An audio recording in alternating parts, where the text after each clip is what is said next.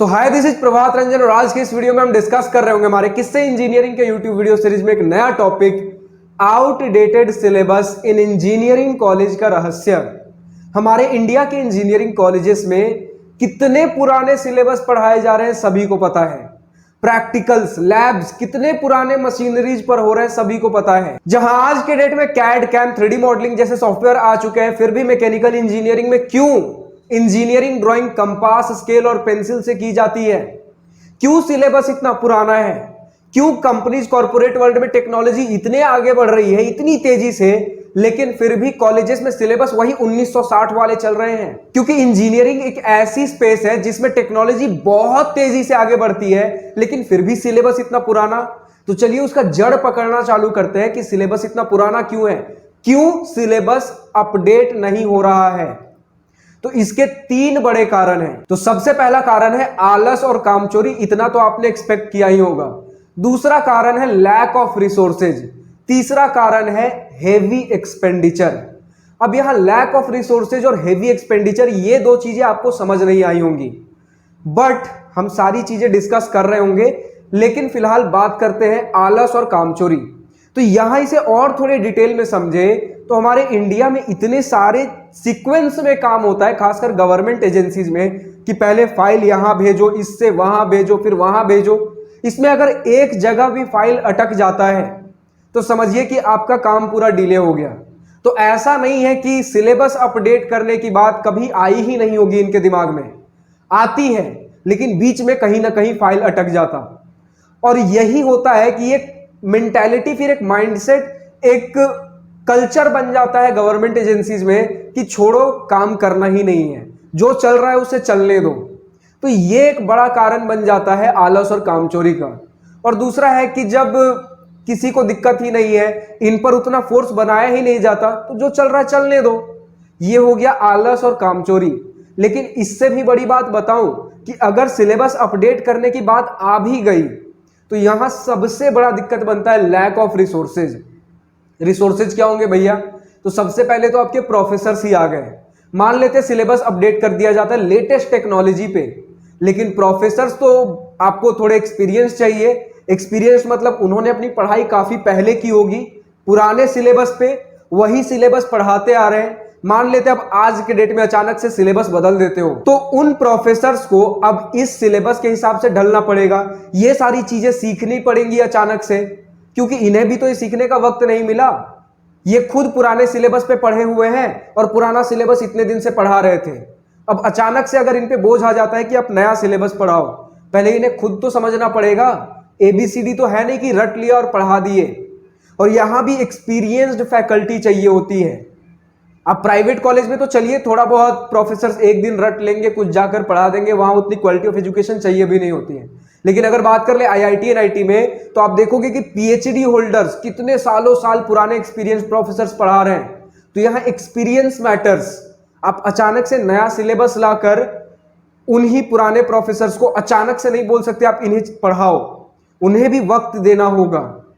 और मान लेते हैं कि कुछ प्रोफेसर्स होते हैं जो भले ही पुराने सिलेबस पर पढ़े हुए हो, भले ही पुराना सिलेबस पढ़ा रहे हो, बट टाइम टू टाइम वो खुद को अपडेट करते रहते हैं। चाहे मैकेनिकल, इलेक्ट्रिकल, सिविल, किसी भी ब्रांच से हो, कुछ प्रोफेसर होते हैं जो खुद को टाइम टू टाइम अपडेट करते हैं। अब क्या आपको लगता है कि वैसे गिने चुने प्रोफेसर्स की डिमांड बहुत ज्यादा नहीं होगी? और अगर डिमांड बहुत ज्यादा अब होने लगी तो जाहिर सा बात है वो पैसा बहुत ज्यादा मांगेंगे।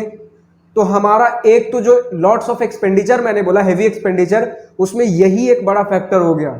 प्रोफेसर्स की सैलरी, वो जो हाईटेक प्रोफेसर्स, लेटेस्ट टेक्नोलॉजी जो पढ़ाने वाले हैं, उन प्रोफेसर्स की डिमांड के लिए वो जो खर्चे भरने पड़ेंगे वो करोड़ों में होती है। कितने खर्चे होते हैं अभी सब डिस्कस करेंगे हम। लेकिन यहां पर अगर आप अचानक से लेटेस्ट टेक्नोलॉजी ला देते हो ना, तो भी बात नहीं बनेगी प्रोफेसर से। आप देखिएगा MBA कॉलेजेस में कौन पढ़ाते हैं? इंडस्ट्री एक्सपर्ट्स, जो इंडस्ट्री में रह चुके हैं।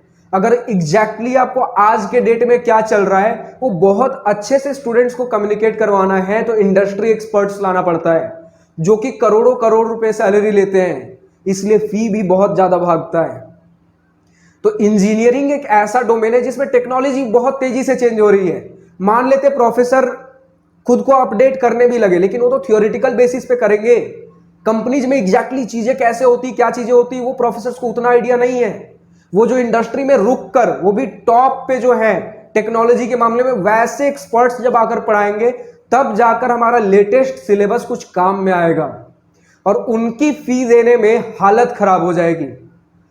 और अगर हम फिर भी बात कर ले कौन से कॉलेजेस हैं जो उन सारे प्रोफेसर्स, उन सारे इंडस्ट्री लीडर्स को, एक्सपर्ट्स को हायर कर सकते हैं, तो हमारा सिर्फ आईआईटी एनआईटी ही है। और जो टॉप के गवर्नमेंट कॉलेजेस या फिर टॉप के private colleges like bits Pilani जैसे कॉलेजेस ही कर सकते हैं, क्योंकि गवर्नमेंट कॉलेज आईआईटी एनआईटी में खर्चे तो सरकार उठा लेगी।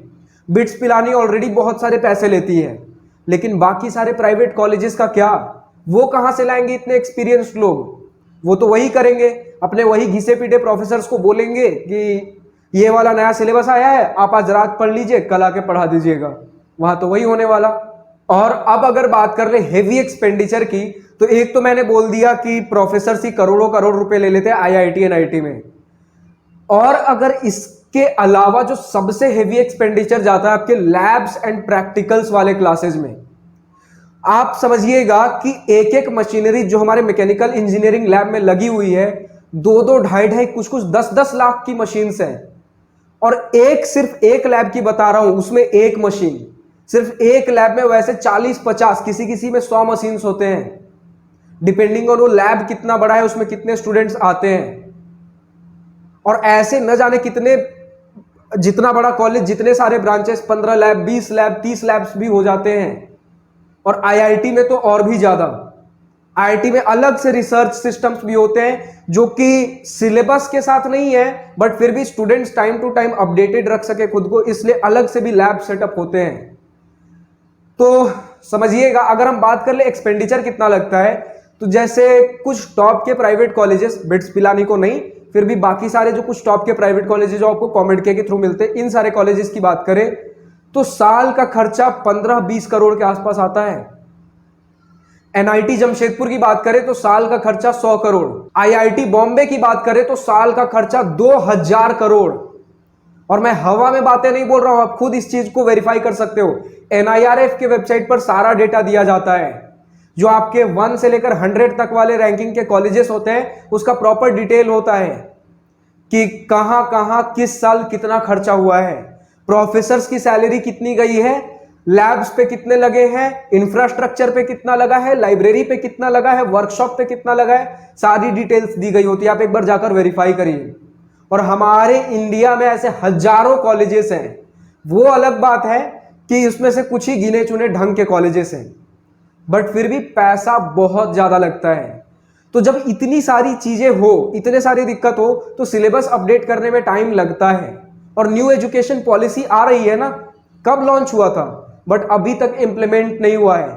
धीरे धीरे चीजें कहीं कहीं इंप्लीमेंट होती दिख रही है। बोला जाता है कम से कम 5 से 10 साल लगेंगे अच्छे से ढंग से इंप्लीमेंट होने में इंडिया में न्यू एजुकेशन पॉलिसी को। जहां बोला जाता है कि हर 10 से 15 साल में आपका सिलेबस अपडेट होना चाहिए, आपकी टेक्नोलॉजी, आपका करिकुलम, सारी चीजें अपडेट होनी चाहिए, तो वहां तो हमारे यहाँ 5 से 10 साल सिर्फ पुराने वाले जो करिकुलम आता है, पुराना वाला जो पॉलिसी आता है, उसे इंप्लीमेंट होने में लग जाता है। तो फिर नया वाला कब लाएं? हमारा कंट्री इंडिया है, जहां बाकी सारे कंट्रीज 6G पे चलने की बातें कर रहे हैं, हम अभी 4G की स्पीड ढंग से नहीं दे पाए हैं। तो ये एक फैक्टर हमें समझना पड़ेगा कि थोड़ा सा इंडिया में टाइम लगता है, क्योंकि पॉपुलेशन इतनी ज्यादा है। कम पॉपुलेशन होने का मतलब कि अगर कुछ चीज करना है तो थोड़े से स्टूडेंट्स के लिए करना है तो फ्लेक्सिबिलिटी आती है, कुछ भी चीज आसानी से हो सकता है। बट इतना ज्यादा पॉपुलेशन होने का मतलब कोई भी चीज आसानी से नहीं हो सकती। बहुत सारे फैक्टर्स बीच में आ जाते हैं जिसे हमें ध्यान में रखकर चलना पड़ता है। और इसी बीच आ जाता है आलस कि इतनी सारी दिक्कत आ रही है तो छोड़ो, हमें क्या, 4 साल बच्चे पढ़ेंगे फिर निकलेंगे, देख लेंगे उन्हें क्या करना है। यह हमारी गवर्नमेंट में ये आलस वाला कल्चर डेवलप है, इतना तो आपको भी पता है। तो यही सारी चीजें। बट अगेन बात कर लें कि इंडिया से क्या ढंग के इंजीनियर्स नहीं निकल रहे? निकलते हैं। ऐसा नहीं कि अगर हमें कॉलेज ढंग से चीजें प्रोवाइड नहीं कर पाता तो हम खुद से नहीं करते। हम हैं जुगाड़ू लोग, अगर आप नहीं दोगे तो हम खुद से अपना रास्ता बना ही लेंगे। तो इंडिया के ही इंजीनियर्स फॉरेन के कंट्रीज में बड़े बड़े एमएनसीज में काम कर रहे हैं, इंडिया के इंजीनियर्स। अब वहां एक अलग मुद्दा आ जाता है ब्रेन ड्रेन का। खैर जो भी बातें थी मैंने इस वीडियो में रख दिया। इस वीडियो में फिलहाल इतना ही। अब आप बताइए आपको और किस टॉपिक के ऊपर वीडियो चाहिए, और कौन सी बातें हैं इंजीनियरिंग के अंदर की, और कौन सी बातें आपको जाननी है, कौन सी बातें हैं जो और क्यूरियोसिटी एक्साइटमेंट जगाती है जिसके ऊपर आपको वीडियो चाहिए, कमेंट सेक्शन में लिखकर बताइए। फिलहाल इस वीडियो में इतना ही। अगर वीडियो पसंद आई हो तो लाइक शेयर सब्सक्राइब दिल खोलकर करिएगा, और अगर कुछ दिल की बातें कुछ मन की बातें लिखकर बतानी हो या पूछनी हो तो कमेंट सेक्शन आप ही के लिए तो है। So thank you for watching this video. Goodbye, have a nice day, wish you all the best for future, enjoy your journey.